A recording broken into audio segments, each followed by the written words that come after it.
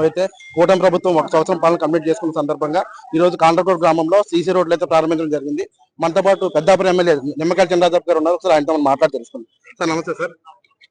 వేళ సంవత్సరం పూర్తి అయిన సందర్భంలో తెలుగుదేశం పార్టీ కూటమి ప్రభుత్వం వేళ మీరందరూ ప్రజల దగ్గరికి చేసిన కార్యక్రమాలను కూడా శంకుస్థాపన చేయండి, ఓపెనింగ్ చేయండి చెప్పి ఆదేశాల ప్రకారం ఇవాళ అన్ని గ్రామాలు చేసి ఇందులో కాండ్రకోట వచ్చేవాడికి 35 లక్షల రోడ్డు శంకుస్థాపన, రెండు పశువు జాతులు ఓపెన్ చేయడం జరిగింది.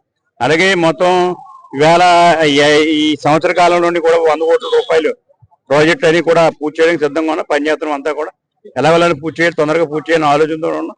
భవిష్యత్తులో కూడా వీళ్ళన్ని కార్యక్రమాలు చేసే 5 సంవత్సరాల్లోని ఎక్కడ కూడా గ్రామాల్లో కానీ పట్టణంలో కానీ సమస్య లేకుండా తీర్చే బాధ్యత తీసుకుంటారని చెప్పి తెలియజేసుకుని అలాగే చంద్రబాబు నాయుడు గారు, పవన్ కళ్యాణ్ గారు ఇద్దరు కూడా మనకు కావాల్సిన నిధులు అనేక నిధులు ఇవ్వాలి మనకి ఇవ్వడం జరుగుతుంది.